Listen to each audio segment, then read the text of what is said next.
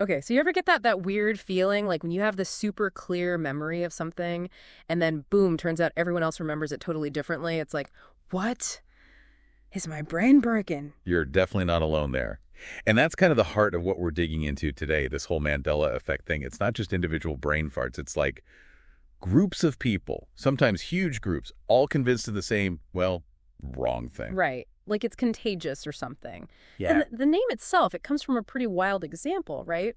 Back in 2009, Fiona Broome, she noticed tons of people, I mean tons, vividly remembered Nelson Mandela dying in prison back in the 80s. Yeah, a lot of folks had that one locked in.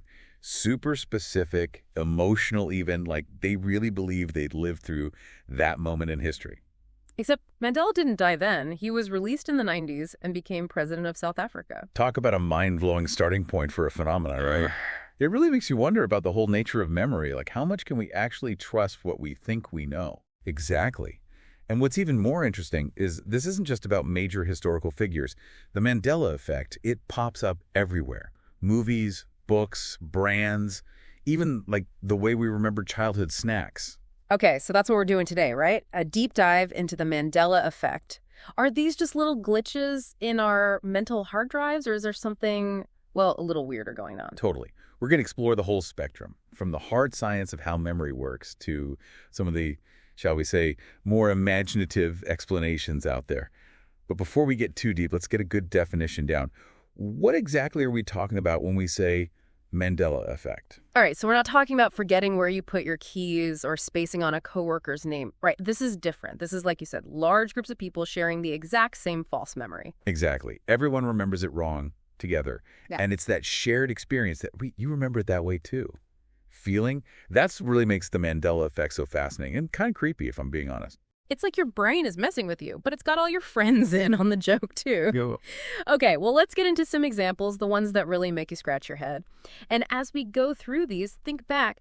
Do you remember these the right way, or have you fallen victim to the Mandela effect? Love it. Let's do it. All right, first up, the Berenstain Bears. Now, I have this super vivid memory of these books as a kid, and they were the Berenstain Bears with an E. I swear I can picture the covers, the font, everything. Am I the only one? Oh, you are not alone. This is like Mandela Effect 101. The actual spelling, the one that's always been there, is Berenstain with an A. But it's crazy how many people, and I mean people of all ages, remember that E. They swear by it. It's wild, right? It's not a complicated word, it's just bears, but that E, it just feels right to so many people. Okay, let's jump to a galaxy far, far away for a sec. Star Wars. The big reveal. Darth Vader drops a bombshell on Luke. What's the line? Come on, everyone knows this one. It's, Luke, I am your father, right? See, and that's the thing. So many people, even people who haven't seen the movie, they know that line. Except the actual line, the one Vader actually says, is, no, I am your father. It's a small difference, but it's huge in terms of how we've collectively remembered this iconic moment. It's like the misquote has become more famous than the actual quote, and you gotta wonder, how does something like that happen? Okay, back to Earth. Let's talk about Mr. Monopoly, Rich Uncle Pennybags. Picture him. Top hat, cane, that mischievous grin, and a monocle, right? Gotta have the monocle. Ah, the monocle. It seems so fitting, so perfect for the character. But guess what? He's never worn one. Not in any official artwork, not on the game board, nowhere. But again, people have this strong visual memory of the monocle. It just makes sense. It completes the picture of the wealthy tycoon. It's like our brain fills in the blanks based on stereotypes or something. Okay, now this next one, this one really gets me. It's the whole Shazam movie thing. You know, the one with Sinbad as a genie? I swear I remember watching this as a kid. Oh yeah, Shazam. The ultimate phantom film. So many people, myself included, have these incredibly detailed memories of this movie. Sinbad as a genie, granting wishes, maybe some wacky hijinks. But here's the thing, that movie doesn't exist. There was Kazam with Shaq, which might be adding to the confusion, but a Sinbad Shazam movie never happened. It's crazy, right? People don't just vaguely remember it. They remember specific scenes, specific jokes, but it's all a big shared hallucination. Okay, last one. Got to keep it light. Pokemon. Everyone knows Pikachu, right? Think about the tip of his tail. Yellow with a little black tip. Yeah. Nope. All yellow. Always has been. But again, the number of people who swear they remember that black tip, it's baffling. It makes you wonder what it is about that specific detail that our brains are so keen on inventing. Like, why that? Why not a green stripe or a polka dot pattern? Okay, so we've got all these examples, these shared, completely wrong memories. What's the deal? What's science got to say about why our brains are playing these tricks on us? Well, when it comes to memory, it's important to remember that it's not like a video recording. It's not perfect playback. Every time we access a memory, we're essentially rebuilding it. And in that process, things can get a little, well, fuzzy. So it's less like hitting play and more like putting a puzzle back together. Yeah. And sometimes we might be missing a few pieces or accidentally put a piece in the wrong spot. That's where things like the misinformation effect come into play. Basically, if we're exposed to inaccurate information after an event, that can actually change how we remember the original event. So if enough people repeat the wrong quote from Star Wars, eventually our brain just accepts that as the truth. Exactly. It's like a little seed of misinformation that takes root and grows in our memory. Then there's confabulation, where our brain basically makes stuff up to fill in gaps in our recollection. So our brains are like little storytellers trying to make sense of things, even if they have to bend the truth a little bit. It's all about creating a coherent narrative. And then there's the social contagion of memory.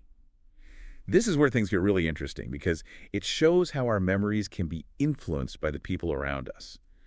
Basically, if a group of people all share the same false memory, it kind of reinforces that memory for everyone involved. It becomes a shared reality, even if it's not actually real. So it's like a collective delusion. That's kind of freaky. But what about the other explanations we hear about, the ones that go beyond the brain stuff? I'm talking about alternate realities, parallel universes, that kind of stuff. Oh yeah, those are fun to think about.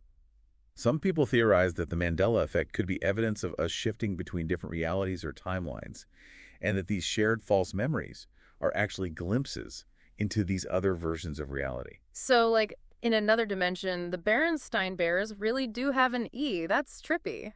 It's a very imaginative concept, but we have to be careful not to get carried away. While these theories are cool to explore, there's currently no scientific evidence to support them. It's more in the realm of science fiction than hard science. So, probably best to stick with the more grounded explanations for now. But hey, a little speculation never hurt anyone, right? Mm-hmm. Okay, so if our memories are so susceptible to these glitches and influences, what can we do to try and keep our memories accurate? That's a great question. It really boils down to being an active participant in your own memory formation and maintenance. One of the most important things is to verify information. Don't just accept things at face value, especially stuff you find online. Check multiple sources, look for reputable sources, and be wary of information that seems too good to be true. So, fact check everything, basically. Yeah, exactly. And don't underestimate the power of writing things down. Taking notes, keeping a journal, even just making lists can make a huge difference in how well you remember things. The old school methods still work, huh? Anything else we can do? It's also important to be aware of your own biases. Our brains are wired to take shortcuts and make assumptions, and sometimes those shortcuts can lead to inaccurate memories. So be mindful of your own tendencies and be willing to question your own assumptions. Don't just blindly trust everything your brain tells you, right? Exactly. And lastly, be very careful about echo chambers, especially online. If you're constantly surrounded by people who share the same beliefs and opinions, even if those beliefs are based on false memories, it can become very difficult to challenge those beliefs. So step outside your bubble, get some different perspectives, and be willing to change your mind when presented with new information. That makes a lot of sense. It all comes down to being an engaged and critical thinker. Well, as we wrap up this deep dive into the Mandela Effect, what's the biggest takeaway for you? Honestly, it's the reminder that our memories are far more complex and malleable than we often realize. What we remember is not always a perfect reflection of reality. Yeah, it's a little humbling, right? It makes you question everything you think you know. But that's not necessarily a bad thing. No, not at all. In fact, it's an opportunity to become more aware of how our minds work, how we form our beliefs, and how we can become better at distinguishing truth from fiction. So, to our listeners, have you ever had a Mandela Effect moment? A memory you were absolutely sure of that turned out to be completely wrong? Share your experiences. Let's keep this conversation going. Because ultimately the Mandela Effect, it's more than just a collection of weird false memories. It's a window into the fascinating and sometimes strange world of human cognition. It shows us that our reality is not always as fixed and objective as we might think. It's a reminder to stay curious, keep questioning, and never stop exploring the mysteries of our own minds. Well said. That's all for today's deep dive, folks. Until next time, keep those brains buzzing.